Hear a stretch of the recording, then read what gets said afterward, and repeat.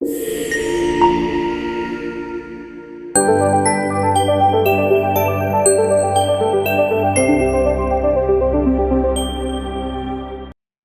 Back to nursing Pathsala. Hello my dear students, কেমন আছো তোমরা? মেন্টাল হেলথ নার্সিং এর আরও একটি ভিডিও নিয়ে আমি আজকে এসেছি এবং আজকে রয়েছে তোমাদের জন্য বেশ কিছু ইম্পর্টেন্ট কোশ্চেন্স। তো চলো দেখে নিই, তোমাদের শুরুতে কিছু ইনফরমেশন দেওয়ার রয়েছে। প্রথমেই বলি যে তোমাদের পোস্ট বেসিক এবং এমএসসি নার্সিং এর জন্য পরীক্ষার যে ফর্ম ফিল আপ হয় সেই form fill up already start হয়ে গেছে এবং অনলাইন অ্যাপ্লিকেশন স্টার্ট হয়েছে 1 এপ্রিল থেকে। পোস্ট বেসিক এবং এমএসসি দুজনের জন্যই টাইম লিমিট রয়েছে 18 এপ্রিল পর্যন্ত। তো এর মধ্যে তোমরা কিন্তু ফর্ম ফিল আপ করে নিও। ওয়েস্ট বেঙ্গল জয়েন্ট এন্ট্রান্সের বোর্ডের যে ওয়েবসাইট রয়েছে, অফিসিয়াল ওয়েবসাইটেই এই ফর্ম ফিল আপ হচ্ছে। তো সেখানে গিয়ে তোমরা রেজিস্ট্রেশন করবে এবং খুব সাবধানে ফর্ম ফিল আপ করবে, যাতে কিনা কোনো রকমভাবে কোনো ভুল না হয়ে যায়। প্রথমে রেজিস্ট্রেশনের সময় যে সমস্ত ইনফরমেশনগুলো তোমরা দেবে সেগুলো কিন্তু কোনোভাবেই কারেকশন করা যায় না। তো তাই জন্য নাম, গার্জেনের নাম বা ফোন নাম্বার, এই জিনিসগুলো কিন্তু খুব সাবধানের সাথে দিও। কারেকশন যদি কিছু করার থাকে, যদি কিছু ভুল হয়ে গিয়ে থাকে, তাহলে সেটার জন্য ডেট রয়েছে 20 তারিখ এবং 21 তারিখ। তো এর মধ্যেই তোমাদের কারেকশন করতে হবে, এরপরে কিন্তু করা যাবে না। অ্যাডমিট কার্ড তোমরা পেয়ে যাবে 28 মেতে এবং 7 জুন পর্যন্ত তোমরা এই ডাউনলোড করতে পারবে অ্যাডমিট কার্ড। এবং পরীক্ষার যে টাইম রয়েছে, পরীক্ষা তো অলরেডি আমরা বলেছিলাম যে 7 তারিখে হতে চলেছে, 7 জুনে আমাদের এক্সাম হবে। এবং এক্সামের টাইম পোস্ট বেসিকের জন্য রয়েছে 11টা থেকে 12:30 পর্যন্ত। এবং এমএসসির যে এক্সাম হয়, এখানে টাইমটা ভুল রয়েছে, এমএসসির এক্সামটা 2টো থেকে 3:30 পর্যন্ত হয়। তো এই রয়েছে তোমাদের শিডিউল, তোমরা কিন্তু ফর্ম ফিল আপটা করে রেখো। যার যেরকমই প্রিপারেশন হোক না কেন, এলিজিবল হচ্ছি বা হচ্ছি না, যাই হোক না কেন, হয়তো পরের বছরের জন্য এলিজিবল হবে, এরকমও যদি হয় না কেন, এই বছর তোমরা পরীক্ষাটা দিলে তোমাদের একটা এক্সপিরিয়েন্স হবে। তো তাই জন্য সবাইকেই বলবো তোমরা ফর্ম ফিল আপ করো এবং অবশ্যই পরীক্ষায় অ্যাপিয়ার করো। এই পরীক্ষার প্রিপারেশনের জন্য আমাদের একটা মক টেস্ট সিরিজ চলছে পোস্ট বেসিক এবং এমএসসির জন্য সেপারেটলি। তাই তোমরা যদি পরীক্ষা দিয়ে প্রিপারেশন নিতে চাও, তাহলে এই মক টেস্ট সিরিজে জয়েন করতে পারো। জয়নিংয়ের জন্য লিঙ্ক তোমরা এই ডেসক্রিপশন বক্সে পেয়ে যাবে এবং এখানে যে ফোন নাম্বার দেওয়া রয়েছে, এখানেও তোমরা হোয়াটসঅ্যাপ করতে পারো। এছাড়াও আমাদের যে পরীক্ষা তোমরা দেবে, সেই পরীক্ষার জন্য প্রিভিয়াস ইয়ার্সের কোশ্চেন পেপার অবশ্যই সলভ করতে হয়। তাই 2021 থেকে শুরু করে 2025 পর্যন্ত 5টা বছরে 10টা পেপার আমাদেরকে সলভ করে পরীক্ষা দিতে যেতে হবে। তো অলরেডি 8টা পেপার সলভ করা রয়েছে। আমার চ্যানেলের প্লেলিস্টে গেলে তোমরা সেখানটা একটা প্রিভিয়াস ইয়ার্সের কোশ্চেন পেপারের প্লেলিস্ট পাবে, যেখানে প্রত্যেকটা পেপার ডিসকাস করা রয়েছে। তো 2024 অবধি অলরেডি এখানে তোমরা পাবে এবং 2025-এরটা আমি অবশ্যই খুব তাড়াতাড়ি আপলোড করে দেব। তো তোমরা কিন্তু প্রিভিয়াস ইয়ার্সের কোশ্চেন পেপার অবশ্যই সলভ করে নিও।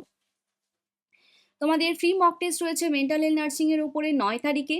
তো তোমরা যারা আমার সাথে প্রিপারেশন নিচ্ছ মেন্টাল হেলথ নার্সিং এ, তোমরা কিন্তু 9 তারিখে পরীক্ষা দিও।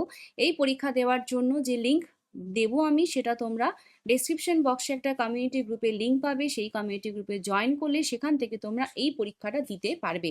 তো তোমরা যারা এই ফ্রি মক টেস্টটা দিতে চাও মেন্টাল হেলথ নার্সিং এর উপরে, তোমরা ওই গ্রুপটাতে জয়েন করে নিও, হোয়াটসঅ্যাপ কমিউনিটিতে জয়েন করে নিও।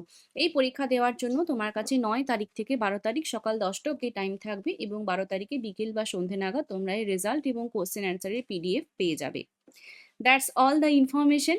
এই কয়েকটাই বলার ছিল। তো চলো দেখে নিই আজকে কি কি পড়াশুনো রয়েছে তোমাদের জন্য। ফার্স্ট কোশ্চেন কি রয়েছে দেখো, একটা ওয়ান লাইনার কোশ্চেন রয়েছে, chasing the dragon refers to the smoking of. Chasing the dragon এটা হচ্ছে একটা টার্ম বলি আমরা, মানে ওই হয় না কিছু কিছু কিছু টার্ম হয়, সেরকম ভাবেই এটা একটা টার্ম থাকে, চেজিং দ্য ড্রাগন। তো এটা কি রেফার করে, বা স্মোকিং কিসে স্মোক করলে, তো এটা কিরকম বলো তো? ওই হয় না যে স্মোক করলে কি হয়, ধোঁয়া তৈরি হয়। তো এই যে ধোঁয়াটা তৈরি হয়, এই ধোঁয়াটা অনেক সময় ওই ড্রাগনের যে লেজ থাকে না, সেরকম দেখতে লাগে। তো চেজিং দ্য ড্রাগন মানে ওইটাই মনে হয় যেন ওই ধোঁয়াটার পেছনে ছুটছি। তো এরকম ভাবে কোন স্মোকিংটা হলে এরকম চেজিং দ্য ড্রাগন হয়। তো এখানে অপশন রয়েছে নিকোটিন, হেরোইন, এলএসডি এবং ক্যাফেন। এবং এটার অ্যান্সার হচ্ছে যে অপশন বি, হেরোইন। এটা মুখস্থ রাখবে, হেরোইন হচ্ছে যে চেজিং দ্য ড্রাগন, এটা টার্মিনোলজি এটার সাথে অ্যাটাচ রয়েছে, মানে এটা মুখস্থ করতে হবে তোমাকে, চেজিং দ্য ড্রাগন হচ্ছে হেরোইন। নেক্সট কোশ্চেন দেখো, which of the following is derived from the plant cannabis sativa. Cannabis sativa থেকে কোন মানে ক্যানাবিস স্যাটিভা প্ল্যান্ট থেকে কি ডিরাইভড হয়, মানে কি তৈরি হয়? অপশন রয়েছে মরফিন, কোকেন, ওপিয়াম এবং গাঁজা। তো এটার অ্যান্সার হচ্ছে যে গাঁজা। এই ক্যানাবিস স্যাটিভা থেকে গাঁজা তৈরি হয়। যে সাবস্টেন্স অ্যাবিউজের যে চ্যাপ্টারটা রয়েছে বা সাবস্টেন্স ইউজ ডিসঅর্ডারের যে চ্যাপ্টারটা রয়েছে ওটা থেকে এরকম কিছু কোশ্চেন্স আসে। তো তোমাদেরকে কিন্তু চ্যাপ্টারটা ভালো করে পড়তে হবে। নেক্সট দেখো, Korsakoff syndrome results due to deficiency of Korsakoff syndrome কিসের ডেফিসিয়েন্সির জন্য হয়? অপশন রয়েছে থায়ামিন, ভিটামিন বি 12, রাইবোফ্লাভিন এবং বায়োটিন। তো এটা হচ্ছে ভিটামিন বি 1 বা থায়ামিনের ডেফিসিয়েন্সির জন্য হয়। সেই কারণে কর্সাকফ সিনড্রোম হলে আমরা থায়ামিন ইনজেকশন আইএম দিয়ে থাকি। এবং এই কর্সাকফ সিনড্রোম কখন হবে? ক্রনিক অ্যালকোহলিজমের পেশেন্টদের ক্ষেত্রে কর্সাকফ সিনড্রোম হওয়ার সম্ভাবনা থাকে। Next question, detoxification means, detoxification বলতে আমরা কি বুঝি? অপশন রয়েছে alcohol induce disorder, treatment for alcohol withdrawal symptoms, treatment for alcohol complications এবং removal of toxins from body. তো ডিটক্সিফিকেশন বলতে বোঝায় যে অ্যালকোহল উইথড্রল সিমটমস যেগুলো হচ্ছে সেটা ট্রিটমেন্ট করা। ধরো অ্যালকোহল যদি একটা মানুষ দীর্ঘদিন ধরে কনজাম্পশন করতে থাকে, তাহলে সেই অ্যালকোহল যখন সে ছেড়ে দিচ্ছে তখন কিন্তু তার মধ্যে কিছু সাইন সিমটমস আমরা দেখতে পাই। তো সেটা হচ্ছে যে তোমার sign symptom alcohol withdrawal symptoms. তো সেই সিমটমসের ট্রিটমেন্ট করছি আমরা ডিটক্সিফিকেশন দিয়ে। তো এটাকে treatment of alcohol withdrawal symptoms বলা হয়। নেক্সট কোশ্চেন রয়েছে, the drug of choice for mood disorder is. Mood ডিসঅর্ডারের জন্য কোন ড্রাগটাকে আমরা চুজ করি বা কোন ড্রাগটা বেশি ইউজ করা হয়? তো অপশন রয়েছে হ্যালোপেরিডল, ইমিপ্রামাইন, লিথিয়াম এবং ক্লোরপ্রোমাজাইন। তো মুড ডিসঅর্ডার মানে যেখানটায় মুডের এলিভেশন হচ্ছে। তো মুড ডিসঅর্ডারের জন্য যে মুড স্টেবিলাইজার ড্রাগ রয়েছে সেটা হচ্ছে আমাদের লিথিয়াম। তো এখানে যে অপশনগুলো রয়েছে এর মধ্যে লিথিয়াম আমাদের মুড স্টেবিলাইজার ড্রাগ, তাই ড্রাগ অফ চয়েস হিসেবে মুড ডিসঅর্ডারের অ্যান্সার লিথিয়াম হবে। হ্যালোপেরিডল হচ্ছে তোমার antipsychotic group of drug, imipramine যেটা রয়েছে এটা তোমার anti depression group of drug এবং ক্লোরপ্রোমাজাইন এটাও antipsychotic group of drug.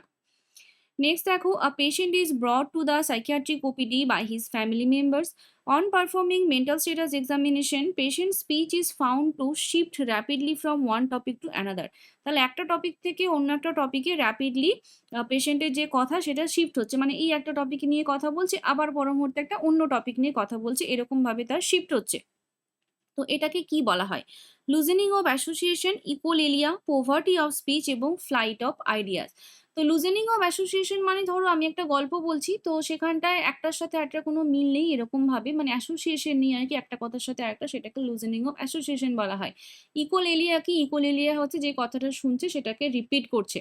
Poverty of speech কাকে বলবো? পোভার্টি অফ স্পিচ মানে ধরো আমি যে কথা বলছি সেই কথাটা আমার মুখে ঠিক আসছে না, সেটাকে পোভার্টি অফ স্পিচ বলা হয়। আর ফ্লাইট অফ আইডিয়াস কাকে বলে? যখন আমি একটা কথা বলছি তখন একটা টপিকের সাথে অন্য একটা টপিকের কোনো মিল নেই, একটা টপিক থেকে অন্য একটা টপিক আমি র্যাপিডলি শিফট করছি, এটাকে ফ্লাইট অফ আইডিয়াস বলে। তাহলে এখানটা অ্যান্সার কি হবে? Flight of ideas. Loosening of association হচ্ছে যে মানে একটার সাথে অন্যটার মিল থাকে না, এরকম ভাবে হয়। মানে ফ্লাইট অফ আইডিয়াস হচ্ছে যে একদমই পুরোপুরি অন্য একটা টপিক, মানে এই আমি এখনই খাওয়ার গল্প বলছিলাম, এই পর মুহূর্তে আমি আমার অফিসের গল্প বলতে শুরু করলাম, এরকম টাইপের হতে পারে। বা এই এখনই একটা কথা বলছিলাম তারপরের মুহূর্তে আবার অন্য একটা জায়গাতে চলে গেলাম, এরকম ভাবে হয়। তো লুজেনিং অফ অ্যাসোসিয়েশন হচ্ছে যে তোমার স্পিচটা যেটা রয়েছে সেটা একদম ডিসঅর্গানাইজড হবে এরকম। আর তোমার ফ্লাইট অফ আইডিয়া যেটা হবে, ফ্লাইট অফ আইডিয়া হচ্ছে যে শিফটিং হবে, একটা আইডিয়া থেকে অন্য একটা আইডিয়াতে এরকমভাবে শিফট করে যাবে, ঠিক আছে? তো এটা হচ্ছে তোমার দুটোর মধ্যে ডিফারেন্স। তো লুজেনিং অফ অ্যাসোসিয়েশন এবং ফ্লাইট অফ আইডিয়া সিমিলার হলেও লুজেনিং অফ অ্যাসোসিয়েশনের ক্ষেত্রে একদমই অন্য একটা টপিকে চলে যাচ্ছে বা একটার সাথে একটা কোনো অ্যাসোসিয়েশন থাকছে না। আর আইডিয়াজের ক্ষেত্রে যেটা হচ্ছে সেটা হচ্ছে তোমার একটা যে চিন্তা ভাবনা, যে কথাবার্তা যেটা বলছি সেখানটাতে একটা থেকে অন্যটায় র্যাপিডলি শিফট করে যাচ্ছে, ঠিক আছে? একটা আইডিয়া থেকে অন্য একটা আইডিয়াতে চলে যাচ্ছে, এটাকে ফ্লাইট অফ আইডিয়াস বলছি। নেক্সট দেখো, cyclothymic disorder is characterized by. Cyclothymia এবং ডিসথাইমিয়া দুটো টার্ম আমরা পাই। তো সাইকোথাইমিয়া কাকে বলে? সাইকোথাইমিয়া হচ্ছে যে সাইকেলের প্যাটার্নে যখন ডিপ্রেশন এবং ম্যানিয়া সার্কেল হচ্ছে, যেমন একটা রয়েছে বাইপোলার ডিসঅর্ডার, যেখানে একটা ম্যানিয়া পাবো এবং একটা ডিপ্রেশন পাবো, তার মাঝখানে একটা নর্মাল মুড পাবো, এটা হচ্ছে বাইপোলার। আর সাইক্লোথাইমিয়াতে কি হচ্ছে? দুটোই একটু কম কম, মানে ম্যানিয়া থেকে হাইপোম্যানিয়া হবে এবং ডিপ্রেশন থেকে মাইল্ড ডিপ্রেশন হবে। তাহলে short period of mild depression alternating with short period of hypomania, তার মধ্যে নর্মাল মুড থাকবে। তো এটাকে আমরা সাইক্লোথাইমিয়া বলবো। তাহলে short period of mild depression and হাইপোম্যানিয়াকে আমরা সাইক্লোথাইমিয়া বলছি। আর একটা সিমিলার টার্ম রয়েছে ডিসথাইমিয়া। ডিসথাইমিয়া কাকে বলি? যেটা হচ্ছে যে একটা ডিপ্রেশন, মানে ক্রনিক হচ্ছে যেটা মাইল্ড ডিপ্রেশন প্রেজেন্ট থাকবে অ্যাডাল্টদের ক্ষেত্রে 2 বছর এবং বাচ্চাদের ক্ষেত্রে 1 বছর, চিলড্রেনের ক্ষেত্রে। তো সেটাকে আমরা ডিসথাইমিক ডিসঅর্ডার বলবো। নেক্সট দেখো, in which of the following personality disorders are mistrust and suspiciousness the main clinical features. তাহলে একটা পার্সোনালিটি ডিসঅর্ডারের কথা বলা হচ্ছে যেখানটায় মিসট্রাস্ট থাকবে এবং সাসপিসিয়াসনেস থাকবে, অর্থাৎ সন্দেহ করবে। তো সন্দেহজনক বলতে আমরা একটাই টার্ম সাইকিয়াট্রিতে জানি, যেটা হচ্ছে প্যারানয়েড, তাই না? তো প্যারানয়েড সিজোফ্রেনিয়া হয় যেখানে সবসময় একটা প্যারানয়েড থটস থাকে যে সবসময় আমার কেউ ক্ষতি করে দেবে এরকম মনে হচ্ছে। সেরকমভাবে প্যারানয়েড পার্সোনালিটি যেখানে রয়েছে সেখানেও সবসময় সাসপিসিয়াসনেস থাকবে, মিসট্রাস্ট থাকবে। তাহলে এটা হচ্ছে প্যারানয়েড পার্সোনালিটি ডিসঅর্ডার, যেখানে সাসপিসিয়াসনেস থাকবে, মিসট্রাস্ট থাকবে। অ্যান্টি সোশ্যাল পার্সোনালিটি ডিসঅর্ডার মানে নামের মধ্যেই রয়েছে দেখো অ্যান্টি সোশ্যাল, তাহলে সোশ্যাল নয় মানুষটা, সোশ্যাল যে কাজকর্মগুলো হয় সেরকম কাজকর্ম সে করে না, সোশ্যাল রুলস রেগুলেশনসকে সে ভায়োলেট করে বা সোসাইটিতে সে মানে শান্তিপূর্ণভাবে থাকে না, সেই জন্য সেটা anti social personality disorder. Anxious personality disorder বলে এরকম পার্টিকুলার কোনো টাইপ নেই।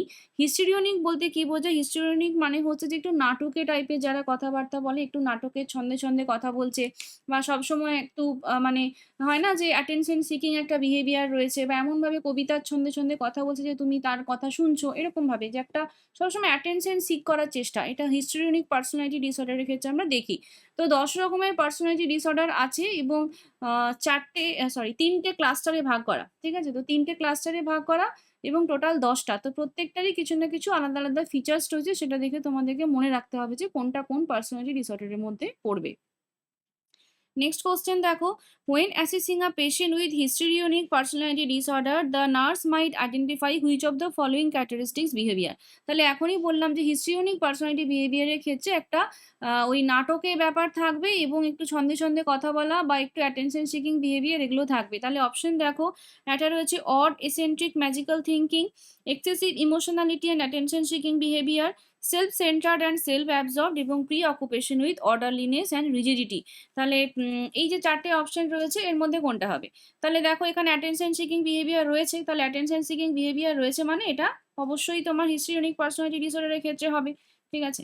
আচ্ছা, বাকি যে অপশনগুলো রয়েছে সেগুলোর অ্যান্সার কি হবে দেখো, একটা হচ্ছে এসেন্ট্রিক বিহেভিয়ার এবং ম্যাজিক্যাল থিঙ্কিং। এই ম্যাজিক্যাল থিঙ্কিং এসেন্ট্রিক বিহেভিয়ার আমরা কোথায় পাবো?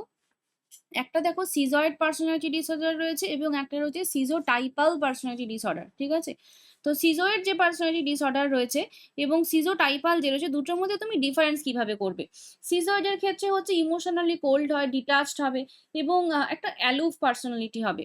আর সিজোটাইপাল যেটা হবে সেটা কিরকম হবে? এটা একটু অড বিহেভিয়ার হবে, টিপিক্যাল টাইপের বিহেভিয়ার, ম্যাজিক্যাল থিঙ্কিং থাকবে, ইনঅ্যাপ্রোপ্রিয়েট অ্যাফেক্ট থাকবে, সোশ্যাল উইথড্রয়াল হবে, সোশ্যাল আইসোলেশন থাকবে, এইগুলো। তাহলে অড এসেন্ট্রিক বিহেভিয়ার যেটা রয়েছে এটা কিন্তু সিজোটাইপাল, SCHIZO, সিজোটাইপাল, এটা সিজোটাইপাল বিহেভিয়ার, ঠিক আছে? আচ্ছা, self centred and self absorb এটা যেটা রয়েছে এটা কোনটা?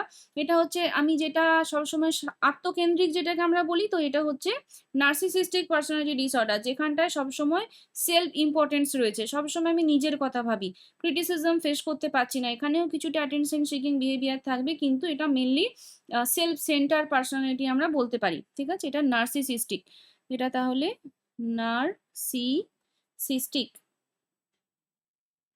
নার্সিসিস্টিক বিহেভিয়ার, ঠিক আছে? আচ্ছা, আরেকটা হচ্ছে preoccupation with orderliness and rigidity, তাহলে একটা রিজিড বিহেভিয়ার থাকছে। আচ্ছা, রিজিড বিহেভিয়ার থাকবে এবং একটা অর্ডারলিনেস মানে সবসময় আমি অর্ডার করছি বা এরকম টাইপের একটা বিহেভিয়ার থাকছে।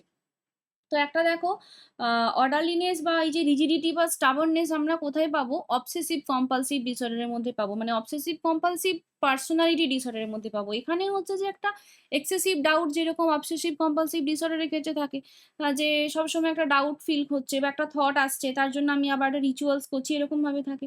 তো এরা পারফেকশন মানে পারফেকশনিস্ট হতে চেষ্টা করে, সেই জন্য সমস্ত কিছু জিনিসপত্র একদম যেরকম আমি রাখি সেভাবেই রাখতে হবে, একটু এদিক ওদিক হলে হবে না, তাহলে পারফেকশন চায়। একটা রিজিড ব্যাপার থাকবে, একটা স্টাবারনেস থাকবে এবং সবসময় হচ্ছে যে একটা সবকিছু ডিটেলে চাই, সবকিছু রুলস মেনটেন করে করতে হবে বা একদম অর্ডার বা শিডিউল মেনটেন করে হবে, এরকম টাইপের হয়, ঠিক আছে? তো অর্ডারলিনেস সবসময় থাকবে, তাহলে এটা হচ্ছে যে অবসেসিভ কম্পালসিভ পার্সোনালিটি ডিসঅর্ডার, ঠিক আছে? আমি শর্টে লিখে দিলাম অবসেসিভ কম্পালসিভ ডিসঅর্ডার, যেটা ওসিডি বলি, এটা পার্সোনালিটি ডিসঅর্ডার বলে একটা OCPD লিখে দিয়েছি, ঠিক আছে? তাহলে আমি অলরেডি কয়েকটা পার্সোনালিটি ডিসঅর্ডার বলে দিলাম। নেক্সট দেখো, all of the following features are characteristic disorder of intellectual development except. তাহলে এখানে যে যেগুলো রয়েছে সেগুলোর মধ্যে একটা ইন্টেলেকচুয়াল ডেভেলপমেন্টাল ডিসঅর্ডার নয়, কোনটা জানতে চেয়েছে? Impairment in adaptive behaviour, sub average intellectual ability, manifested during developmental period, আর সিগনিফিক্যান্ট মেডিকেল প্রবলেমস। তাহলে দেখো একটা ইন্টেলেকচুয়াল ডেভেলপমেন্ট বলেছে, তাহলে ইন্টেলেকচুয়াল ডেভেলপমেন্ট মানে সেখানে মেডিকেল প্রবলেমটা অবশ্যই সিগনিফিকেন্ট, মানে এটা হবে না, তাই না? কারণ ইন্টেলেকচুয়াল ডেভেলপমেন্টের প্রবলেম বলেছে মানে সেখানে অ্যাডাপটিভ বিহেভিয়ার বা ইন্টেলেকচুয়াল অ্যাবিলিটি ডেভেলপমেন্টাল পিরিয়ডে যেগুলো দেখা যায় সেগুলো হবে, কিন্তু মেডিকেল প্রবলেমসটা হবে না। বেশ, নেক্সট দেখো, when developing a care plan for a child with an IQ score 47, the nurse would expect the child to be capable of। তাহলে এখানে বলতে চাইছে যে আমি যে বাচ্চাটাকে নিয়ে কাজ করছি তার আইকিউ রয়েছে 47। তাহলে এই যে 47 আইকিউ, এটা কিসের মধ্যে পড়ে? 47 আইকিউ মানে এটা তোমার চলে আসবে মডারেটের মধ্যে, তাই তো? 50 থেকে 70 আমরা মাইল্ড বলি, 35 থেকে 49 বা 50 অব্দি মডারেট বলছি, 20 থেকে 35 অব্দি আমরা বলছি সিভিয়ার, এবং লেস দেন 20 কে আমরা বলি প্রোফাউন্ড। তাহলে এটা মডারেট মেন্টাল রিটার্ডেশন রয়েছে। তাহলে সেক্ষেত্রে মডারেট মেন্টাল রিটার্ডেশনের ক্ষেত্রে বাচ্চা কি করতে পারবে? পারফর্মিং অ্যান ইন্টেলেকচুয়াল জব শুধুমাত্র মাইল্ড, তাও হচ্ছে যে একটু দরকার, খুব ইন্টেলেকচুয়াল জব সে তারাও করতে পারবে না। মানি বাজেটিং মানে যেখানে টাকা পয়সার হিসেব নিকেশ এগুলো রাখা, এগুলো মাইল্ড করতে পারবে, মডারেট করতে পারবে না। Performing certain self care activities, এইটা করতে পারবে। সেলফ কেয়ার অ্যাক্টিভিটিস গুলো কিছু কিছু নিজের থেকে করতে পারবে, বাকি কিছুটা তার কেয়ার গিভারের হেল্প লাগবে। লিভিং ইন্ডিপেন্ডেন্টলি একমাত্র মাইল্ড রিটার্ডেশনের বাচ্চারা পারে, মডারেট বা তার থেকে বেশিগুলো পারবে না। তাহলে এটা হচ্ছে performing certain self care activities হবে। নেক্সট দেখো, which of the following is an example of specific developmental disorder of scholastic skill. Scholastic স্কিলের যে ডেভেলপমেন্টাল ডিসঅর্ডার সেটা কোনটা জানতে চেয়েছে। তো এখানে অপশন রয়েছে ডিসফেসিয়া, ডিসলেক্সিয়া, অটিজম এবং রেটস সিনড্রোম। তো দেখো, রেটস সিনড্রোম যেটা হচ্ছে তোমার একটা ডেভেলপমেন্টাল ডিসঅর্ডার, এখানে নিউরোলজিক্যাল প্রবলেমটা মেনলি থাকে। তো এটা ইন্টেলেকচুয়াল ডিসএবিলিটির কথা বলতে পারি আমরা। তো মোটর বা ল্যাঙ্গুয়েজ স্কিল এগুলো এখানটায় নষ্ট হয়, তো এটা হবে না। অটিজমের ক্ষেত্রে এটাও ডেভেলপমেন্টাল ডিসঅর্ডার, এখানে সোশ্যাল ইন্টারাকশন হয় না, কমিউনিকেশন হয় না, বা মানে সবার সাথে মিশছে না, এরকম টাইপের বিহেভিয়ারটা আমরা দেখতে পাই অটিজমের ক্ষেত্রে। ডিসলেক্সিয়াতে কি হয়? ডিসলেক্সিয়া হচ্ছে যে লার্নিং এবিলিটির ডিফিকাল্টি, যেখানে হচ্ছে যে তোমার যে স্পেলিং বলো বা হচ্ছে যে লেখাগুলো যেগুলো বলো সেইগুলোকে সে সঠিকভাবে করতে পারছে না। তাহলে ডিসলেক্সিয়া যেটা রয়েছে এটা হচ্ছে তোমার স্কোলাস্টিক যে স্কিলের ডিসঅর্ডার সেটা হবে। আর একটা ডিসফেজিয়া রয়েছে, ডিসফেজিয়া তো আমরা জানি যেটা হচ্ছে তোমার স্পিচ বা এটা ডেভেলপ হয় না, তো কথা বলতে পারছে না বা কথা বলা যায় না, সেইটা ডিসফেজিয়া। তাহলে এটা অ্যান্সার হচ্ছে তোমার ডিসলেক্সিয়া। ঠিক আছে, তাহলে ডিসলেক্সিয়াতে কি হচ্ছে? ডিসলেক্সিয়াতে আমরা যে ইয়েগুলো লিখি না, যে তোমার একটা একটা যে লেখাগুলো যে লিখি, তো ডিসলেক্সিয়ার ক্ষেত্রে সেই লেখাগুলো বোঝা বা সেগুলো উল্টো উল্টো হয়ে যাওয়া এরকম টাইপের হয়ে যায়। ঠিক আছে, তো এরকম আরো কিছু রয়েছে, যেমন ধরো ডিসক্যালকুলিয়া রয়েছে, যেখানে ক্যালকুলেশনস, ম্যাথামেটিক্যাল ক্যালকুলেশনস এগুলো করতে পারে না। ডিসগ্রাফিয়া রয়েছে, যেখানে লিখতে পারে না, মানে ডিসগ্রাফিয়াতে হচ্ছে ঠিকঠাক মতো লেখাটা লিখতে পারছে না, এটাকে ডিসগ্রাফিয়া বলা হয়। হ্যাঁ, এরকম তোমার রয়েছে, এগুলো সমস্তই ওই লার্নিং ডিফিকাল্টির মধ্যে পড়ে। ঠিক আছে, আচ্ছা নেক্সট দেখো, কোশ্চেন্স ফর ইউ, তোমাদের জন্য কি কোশ্চেন রয়েছে আজকে। এখানে রয়েছে increased suicidal tendency is associated with. তো ইনক্রিজ সুইসাইডাল টেন্ডেন্সি কিসের সাথে অ্যাসোসিয়েটেড? তো এখানটায় আমাকে নিউরোট্রান্সমিটার দিয়েছে, ডোপামিন একটা, সেরোটোনিন একটা। তো ডোপামিনের হাই লেভেল নাকি লো লেভেলে হয়, নাকি সেরোটোনিনের হাই লেভেল বা লো লেভেলে হয়? তো একদমই সহজ কোশ্চেন, বুঝতেই পারছো, তো অ্যান্সারটা লিখে ফেলো কমেন্ট বক্সে। নেক্সট কোশ্চেন দেখো কি রয়েছে, which of the following measures is a priority for the parents of an autistic child who engages in head banging. Head banging মানে দেওয়ালে মাথা ঠোকে না বাচ্চারা, দেখেছো রেগে গেল বা কোনো কিছু পেলো না তখন দেওয়ালে গিয়ে মাথা ঠুকছে। তো এইটা যদি হয় বাচ্চাদের, যে অটিস্টিক চাইল্ড যে কিনা এরকম দেওয়ালে মাথা ঠোকে মাঝে মধ্যেই, তো তাহলে আমি কি করব? স্টিমুলেন্ট অ্যাডমিনিস্ট্রেশন মানে ড্রাগ দিচ্ছি আমরা, home safety measures, face to face communication, আর রেগুলার রুটিনস। তাহলে হেড ব্যাঙ্গিং যে করছে তার সাথে আমি কি করব? Stimulant administration, home safety measures, face to face communication, নাকি রেগুলার রুটিন? তো মাথা যদি ঠুকে ঠুকে ফাটিয়ে ফেলে তাহলে কি হবে? কথা বলে কোনো লাভ হবে নাকি রুটিন দিয়ে কোনো লাভ হবে, তাই না? তো তাহলে আমাকে হোম সেফটি মেজার্সটা নিতে হবে, যে ধরো ওয়াল যেগুলো রয়েছে সেগুলোতে কোনো প্যাডিং দেওয়ার ব্যবস্থা করা বা সেগুলোকে কোনো না কোনো ভাবে ঢাকা দেওয়া, যাতে কিনা ওইভাবে না করতে পারে। ঠিক আছে, তো সেই জন্য আমার প্রথম প্রায়োরিটি হচ্ছে যে একটা হোম সেফটি মেজার্স নেওয়া। ঠিক আছে? তো অটিস্টিক চাইল্ডের বাবা-মা তো আর তাকে মেডিসিন অ্যাডমিনিস্ট্রেশন করবে না। তার জন্য তাকে ডক্টরের কাছে নিয়ে যেতে হবে। তো বাবা-মা হিসেবে তার প্রায়োরিটি থাকবে যে হোম সেফটি মেজার্সটাকে দেখা। Following are all core features of bulimia nervosa except bulimia nervosa features নয় কোনটা?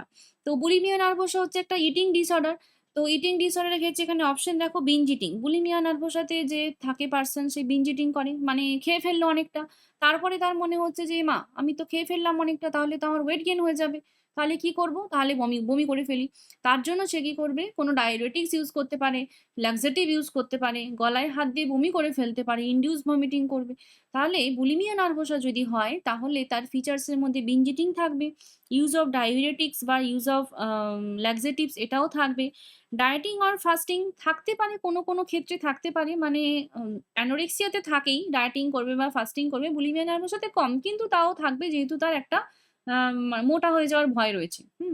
আরেকটা রয়েছে ফিয়ার অফ থিননেস, রোগা হয়ে যাওয়ার ভয়। এটা কি থাকা পসিবল? তাহলে এখানে এক্সেপ্ট রয়েছে কোশ্চেনে, তাহলে ফিয়ার অফ থিননেস এখানে থাকবে না, ফিয়ার অফ হেভিনেস বা মোটা হয়ে যাওয়া, ফিয়ার অফ বিকামিং ওবেস এই ভয়টা তার থাকবে। Which of the following nursing interventions is most appropriate to develop language skill among autistic children? Autistic childrenদের ক্ষেত্রে ল্যাঙ্গুয়েজ ডেভেলপমেন্ট বা ল্যাঙ্গুয়েজ স্কিল ডেভেলপমেন্টের ক্ষেত্রে সবথেকে ভালো ইন্টারভেনশন বা নার্সিং ইন্টারভেনশন কি হবে? Is the names of objects by linking them with the actual object. মানে ধরো একটা আপেল, তাহলে আপেল দেখাচ্ছি তারপরে বলছি যে এটার নাম আপেল, এরকম ভাবে আমরা শেখাতে পারি। আচ্ছা, assign limited number of care givers, মানে ধরো আমার ৩টে কেয়ার গিভার রয়েছে, ৩ জন ৩ বেলায় আসে, এরকমভাবে limited number of care giver রয়েছে। Provide child with familiar toys, মানে ফ্যামিলিয়ার যে সমস্ত জিনিসগুলো রয়েছে সেগুলোই বাচ্চাকে দেবো, ফ্যামিলিয়ার টয়েস। আর এনকারেজ চাইল্ড টু টক, তাহলে বাচ্চাকে আমি এনকারেজ করব কথা বলার জন্য। তো এখানটায় অটিস্টিক বাচ্চাদের ক্ষেত্রে কি হয় সেটা আমাকে আগে বুঝতে হবে। তো প্রথম কথা হচ্ছে যে অটিস্টিক বাচ্চারা না তোমার সাথে কমিউনিকেট করবে না। মানে ওরা কথা বলতে পছন্দ করে না, ওরা আই কনট্যাক্ট পছন্দ করে না, ওকে তুমি কোলে নিয়ে আদর করবে সেটাও ও কিন্তু পছন্দ করে না। কথাবার্তাও খুব একটা বলে না, যেটুকু বলে একই কথা বারবার স্ট্যামারিং করতে থাকে বা ওই রিপিট করা বারবার এই জিনিসটা তাদের মধ্যে থাকে। তো সেক্ষেত্রে ল্যাঙ্গুয়েজ স্কিল ডেভেলপ করা বা তাকে দিয়ে যদি কথা বলাতে হয় তাহলে ওই অবজেক্ট দিয়ে যদি তাকে আমি শেখাই তাহলে সে একটুখানি শিখতে পারবে। ঠিক আছে? কেয়ার গিভার দিয়ে লাভ নেই। ওয়ান টু ওয়ান ইন্টারাকশন তো অবশ্যই হবে এবং যদি একজনই কেয়ার গিভার থাকে সবসময়ের জন্য তাহলে বেটার। কারণ এমনিতেই ও কারো সাথে মিশতে পছন্দ করে না। তাহলে তুমি ৩ বেলা ৩ জনকে নিয়ে আসছো, ওর তো আরোই ভালো লাগবে না। ঠিক আছে? তো কেয়ার গিভারের সংখ্যা তো তোমাকে লিমিটেড রাখতে হবে। আচ্ছা, আর কেয়ার গিভারের সংখ্যা লিমিটেডের সাথে তোমার ল্যাঙ্গুয়েজ স্কিল ডেভেলপমেন্ট হওয়ার কোনো মিল নেই আরকি। মানে ল্যাঙ্গুয়েজের সাথে তোমার লিমিটেড কেয়ার গিভারের কি সম্পর্ক রয়েছে? কোনো সম্পর্ক নেই। ফ্যামিলিয়ার টয়েস এর সাথেও সম্পর্ক নেই। Encourage child to talk encourage করলে হতো যদি অন্য কোনো বাচ্চা হতো। এটা তো তোমার অটিজমের বাচ্চা, তাহলে ও তো কথা বলবে না। ঠিক আছে? তাহলে এটার answer teach the names of object by linking them with the actual object. Next দেখো, an acquired global impairment of intellect, memory and personality without impairment of consciousness is. তো এটা একটা ডেফিনেশন। কিসের ডেফিনেশন? এটা হচ্ছে আমাদের ডিমেনশিয়ার ডেফিনেশন। তো ডিমেনশিয়া এবং ডিলিরিয়াম এই দুটোর মধ্যে খুবই কনফিউশন হয়। তো ডিমেনশিয়া ডিলিরিয়ামের মধ্যে কনফিউশন কিভাবে দূর হবে? ডিমেনশিয়া হচ্ছে যে মনে রাখবে ডিমেনশিয়ার সাথে অ্যালঝেইমারকে জুড়ে নেবে। অ্যালঝেইমার ডিজিজ মানে হচ্ছে যে সবকিছু ভুলে যায়। তো ডিমেনশিয়াতেও সেখানে ভুলে যাবে কিন্তু কনসাসনেস কোনো অল্টার হবে না। যেমন আমরা একটা বাংলা সিনেমা দেখেছিলাম বেলা শেষে, তার সেকেন্ড পার্ট বা কোনো একটা বেলা শুরু এরকম কিছু একটা ছিল যেখানটায় যে ওয়াইফ ছিলেন তিনি সমস্ত কিছু ভুলে গেছেন। তো এটা ছিল অ্যালঝেইমার্স। তাহলে অ্যালঝেইমার্সে কি হয়? মানুষ সবকিছু ভুলে যায়। তো তাহলে ডিমেনশিয়াতে তুমি অ্যালঝেইমার্স জুড়ে দেবে, কনসাসনেস সবই আছে, মানুষ ঘোরাফেরা করছে, খাওয়া-দাওয়া করছে, সবই ঠিক আছে। কিন্তু কিছু একটা পার্ট সে ভুলে গেছে বা কিছু আস্তে সে ভুলে যাচ্ছে। তো সেই জন্য এটা হচ্ছে ডিমেনশিয়া। ঠিক আছে? আচ্ছা, আর যদি হচ্ছে যে কনসাসনেস অল্টার হয়ে যায়, যদি কনসাসনেস অল্টার হচ্ছে তখন সেটা কিন্তু ডেলিরিয়াম হবে। ঠিক আছে? আচ্ছা, এটা হলো। নেক্সট দেখো, which of the following neurotransmitter is implicated in the development of Alzheimer's disease. তাহলে অ্যালঝেইমার ডিজিজ বললাম যে ডিমেনশিয়ার সাথে রিলেট করবে। তাহলে ডিমেনশিয়া রিলেটেড অ্যালঝেইমার্স মানে ডিমেনশিয়া থাকলে আস্তে ভবিষ্যতে অ্যালঝেইমার্স ডেভেলপ করতে পারে এরকমভাবে ভাববে। তো অ্যালঝেইমার ডিজিজের ক্ষেত্রে যে নিউরোট্রান্সমিটার থাকে সেটা হচ্ছে অ্যাসিটাইল কোলিন। নেক্সট দেখো sundowner syndrome means sundowner syndrome, এটাও আমরা অ্যালজাইমার ডিজিজে দেখতে পাই। তো এখানটায় কি হয় যে সূর্য ডোবার সাথে সাথে সানডাউন হওয়ার সাথে সাথে আমার আস্তে আস্তে ওই কনফিউশন বাড়বে, আমি আস্তে আস্তে ভুলে যাব, ওইটা বেশি হবে। ঠিক আছে, তাহলে restlessness and confusion worsening in the evening, যখনই সূর্য ডুবে যাবে তারপরে যখন অন্ধকার হয়ে গেল এইবারে আস্তে আস্তে কনফিউশনটা বাড়ছে। ঠিক আছে, এটাকে আমি সানডাউনার সিনড্রোম বলছি। নেক্সট দেখো clouding of consciousness is characteristics of clouding of consciousness clouding হচ্ছে কোথায়? দেখো অপশন রয়েছে ডিলিরিয়াম, আর কিছু বলার আছে কি? কিছু বলার নেই, কারণ ডিলিরিয়াম মানে ওখানেই একমাত্র ক্লাউডিং অফ কনসাসনেস থাকে, বাকি সিজোফ্রেনিয়া, ডিমেনশিয়া, হিস্ট্রি এগুলোতে কিন্তু কনসাসনেস অল্টার হয় না। Sublimation is a defence mechanism that helps the individual two. তো সাবলিমেশন যে ডিফেন্স মেকানিজম রয়েছে এটাতে কি হয়? ডিফেন্স মেকানিজম নিয়ে তোমাদের প্রচুর কনফিউশন আমি জানি, এবং যারা যারা এখনো অবধি আমার ডিফেন্স মেকানিজমের যে সেপারেট ভিডিও রয়েছে সেটা দেখোনি, তোমরা অবশ্যই দেখে নিও। আমি আশা করছি ওটা দেখার পরে তোমাদের অনেকটা কনফিউশন দূর হয়ে যাবে। তো এখানে সাবলিমেশন কি জানতে চাইছি? সাবলিমেশনের মাধ্যমে কি হয়, একটা আনএক্সেপ্টেবল বিহেভিয়ার যেটা যেটা অ্যাকসেপ্টেবল নয়, যেমন আমার বাবার উপরে খুব রাগ হচ্ছে, বাবাকে আমি একটা ঘুষি মারবো, এটা কি অ্যাকসেপ্টেবল? নিশ্চয়ই নয়। তাহলে ওই রাগটা কোথায় গিয়ে বেরোবে? ওই রাগটা আমি আমার কোনো একটা অ্যাক্টিভিটির মাধ্যমে খেলতে গেলাম, সেখানে গিয়ে রিমুভ হলো, বা ধরো আমি ড্যান্সিং করলাম, সেখান থেকে সিঙ্গিং, কিছু একটা অ্যাক্টিভিটি যেটা কিনা সোশ্যালি অ্যাপ্রুভড, সোশ্যালি অ্যাকসেপ্টেবল, সেরকম একটা বিহেভিয়ার করছি, তো সেইটা। তাহলে এখানে দেখো একটা routine reverse to something already done in thought, এটা হবে না। Return to an earlier less mature stage of development, আগের স্টেজে ফিরে যাচ্ছি। আচ্ছা, exclude from the conscious things that are psychologically disturbing, তাহলে কনসাস থিং থেকে নিজেকে বাদ দিয়ে দিলাম, যেটা ডিস্টার্ব করছে সেটাকে আমি বাদ দিয়ে দিলাম। আরটা হচ্ছে channel unacceptable sexual desires into socially approved behaviour, তাহলে এটা আমার অ্যান্সার হবে, যেখানে আনএক্সেপ্টেবল সোশ্যাল ডিজায়ার্সগুলোকে আমি একটা সোশ্যালি অ্যাপ্রুভড বিহেভিয়ারের মাধ্যমে চ্যানেল আউট করছি। নেক্সট দেখো the dash pushes the person towards greater virtue while the dash pushes the person towards thoughtless pleasure seeking. তো এখানটায় বলছে যে একটা হচ্ছে যে আমাদের পুশ করছে গ্রেটার ভার্চুর জন্য, তাহলে গ্রেটার ভার্চুর জন্য আমাদেরকে কে পুশ করবে? যেটা হচ্ছে যে আমাদের মোরালিটি শেখায়, তাহলে মোরালিটি কে শেখায়? সুপারিগো, তাহলে অপশনে সুপারিগো দুটো জায়গাতে রয়েছে। এবার নেক্সটটা বলছি pushes the person towards thoughtless pleasure seeking. Thoughtless pleasure মানে আমার প্রিজার চাই মানে চাই, ওখানে কোনো চিন্তা ভাবনা ঢুকছে না। তাহলে চিন্তা ভাবনা না করে যখন আমি শুধুমাত্র প্লিজারের দিকে যাব, তখন সেটা কি হবে? তখন সেটা ঈদ হবে, কারণ ঈদ শুধুমাত্র প্লিজার বোঝে। আর রিয়েলিটি যেটা, যেখানে যদি থট আমার যদি থাকতো, আমি যদি ভাবতাম যে না এটা বোধহয় করাটা ঠিক হবে না, তাহলে সেটা আমার ইগো হতো, তাহলে এটার অ্যান্সার সুপার ইগো ঈদ হবে। ঠিক আছে, তাহলে এটা super ego and Eid. Next দেখো an 11 years boy is restless and hardly ever sits on his seat and roams around the hall and whole of the class, has difficulty to concentrate, the boy has। তাহলে একটা বাচ্চা ছেলে যে কিনা restless রয়েছে এবং বসছেই না তার সিটে, এবং পুরো ঘরের মধ্যে ঘোরাঘুরি করছে, পুরো ক্লাসের মধ্যে ঘোরাঘুরি করছে, কিছুতেই কনসেন্ট্রেট করতে পারছে না, তাহলে তার কি রয়েছে? ডিপ্রেশন, এডিএইচডি, কনভার্সন নাকি সিজোফ্রেনিয়া? তাহলে এটা attention deficit hyper activity disorder. ADHD রয়েছে বাচ্চা, সেই জন্যই বাচ্চা এতটাই হচ্ছে যে মানে ঘুরে বেড়াচ্ছে চারিদিকে, বসছে না স্থির হয়ে, এটা হচ্ছে। এবং এক্ষেত্রে আমরা সিএনএস স্টিমুলেন্ট দিয়ে থাকি। Next, grapes are sour is an example of which defence mechanism? আঙুর ফল টক, এটাও একটা ডিফেন্স মেকানিজম। কি রকম হবে? র্যাশনালাইজেশন, মানে আমি কারণ দেখাচ্ছি, যে যেটা আমার হয়নি সেটার জন্য আমি কারণ দেখাচ্ছি।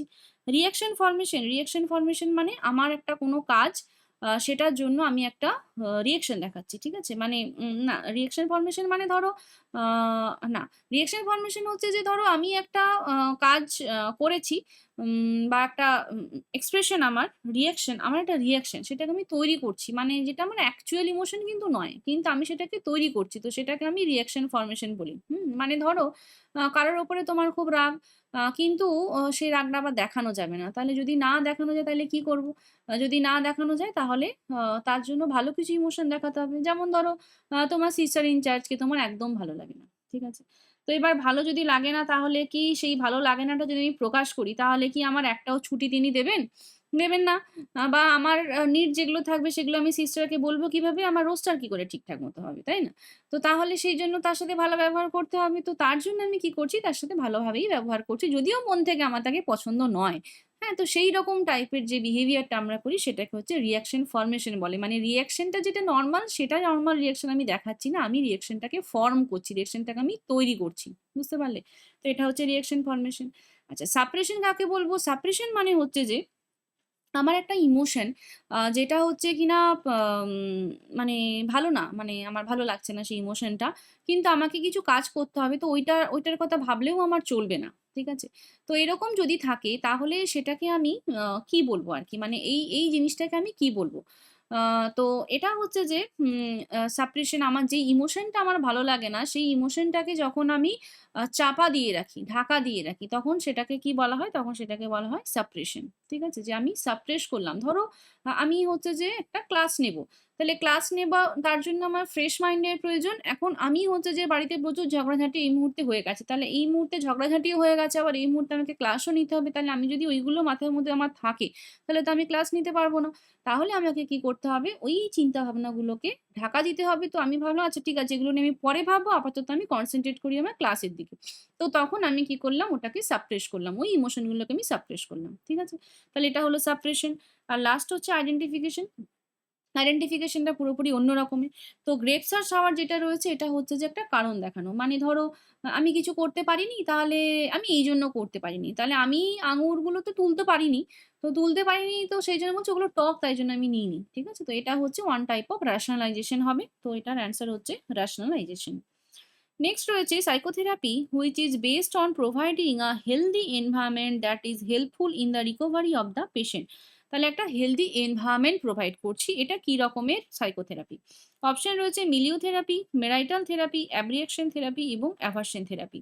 তো অবশ্যই এটা থেরাপিউটিক কমিউনিটির কথা বলা রয়েছে, যেখানে আমি একটা হেলদি এনভায়রনমেন্ট দিচ্ছি। তো থেরাপিউটিক কমিউনিটি মানে এটা হচ্ছে মিলিও থেরাপি।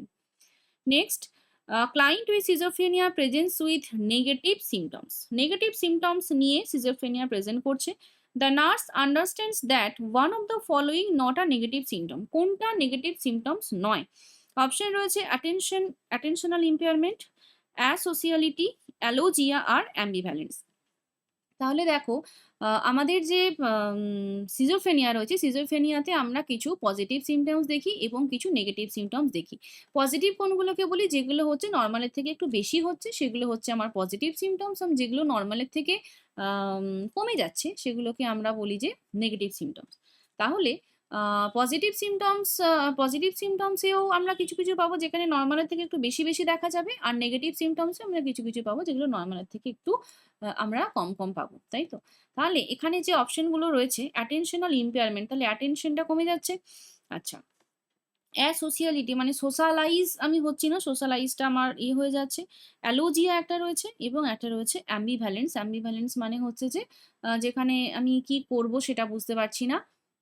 একটা অপোজিট ইমোশন কাজ করছে। যেমন ধরো আ আ ভালো লাগতো, এখন লাগছে না। বা একে পছন্দ করতাম, এখন করছি না। এরকম টাইপের, মানে একটা অপোজিং ইমোশন বলতে পারি আমরা, যেটাকে অ্যাম্বিভ্যালেন্স বলে। তো আমাদের সিজোফ্রেনিয়া যে নেগেটিভ সিম্পটমস গুলো রয়েছে, তার মধ্যে মেইনলি ৫ টা সিম্পটমস দেখা যায়। সেগুলো হচ্ছে অ্যাভোলিশন একটা রয়েছে, অ্যালোজিয়া রয়েছে, অ্যাফেক্টিভ ফ্ল্যাটেনিং রয়েছে, অ্যানাসোসিয়ালিটি বা অ্যাসোসিয়ালিটি যেটা রয়েছে সেটা, আরেকটা রয়েছে অ্যানহেডোনিয়া। তো অ্যাটেনশন ইম্পেয়ারমেন্ট যেটা রয়েছে, এটা কিন্তু নেগেটিভ সিম্পটমস এর মধ্যে পড়ে না। ঠিক আছে? তো এখানে যে কোশ্চেনটা রয়েছে নটা নেগেটিভ সিম্পটমস, তো নটা নেগেটিভ সিম্পটমস বলতে এখানটা অ্যাটেনশন ইম্পেয়ারমেন্ট হবে। আরেকটা ব্যাপার হচ্ছে যে নেগেটিভ সিম্পটমস গুলো মেনলি এ দিয়ে শুরু হয়। তো এখানে তো সবগুলো এ দিয়ে শুরু হয়েছে, এখানে বোঝার কোনো উপায় নেই। কিন্তু তাও মোটামুটি এ দিয়ে শুরু হয় এবং যেগুলো নরমালের থেকে অনেকটা কম, সেগুলোকেই মেনলি আমরা নেগেটিভ সিম্পটমস বলি। ঠিক আছে? তো নেগেটিভ সিম্পটমস গুলো আর পজিটিভ সিম্পটমস গুলো প্লাস হচ্ছে ব্লুয়ার্স এর 4 এ রয়েছে, স্নেইডারের ফার্স্ট লাইন সিম্পটমস রয়েছে, এগুলো কিন্তু তোমাদের সিজোফ্রেনিয়া থেকে ইম্পর্টেন্ট। ঠিক আছে? তো এই হলো তাহলে অ্যাসোসিয়ালিটি, অ্যালোজিয়া, লস অফ স্পিচ বা রিডিউস স্পিচ, অ্যাম্বিভ্যালেন্স যেটা তোমার কন্ট্রাডিক্টরি বিহেভিয়ার, এগুলো। হ্যাঁ? এরকম আরো কিছু টার্মিনোলজিও রয়েছে। হ্যাঁ? যেমন অ্যাভোলিশন রয়েছে, তোমার অ্যানহেডোনিয়া রয়েছে, এরকম কিছু টার্মিনোলজিও রয়েছে সিজোফ্রেনিয়া থেকে, সেগুলো কিন্তু ইম্পর্টেন্ট। ঠিক আছে? তো that's all for today. Thank you সব্বাইকে পুরো ভিডিওটা দেখার জন্য। ভালো লাগলে লাইক, কমেন্ট ও শেয়ার করো। খুব তাড়াতাড়ি দেখা হবে আরো একটি ভিডিও নিয়ে। তোমরা সবাই খুব ভালো থাকবে এবং মন দিয়ে পড়াশোনা করবে। Bye bye.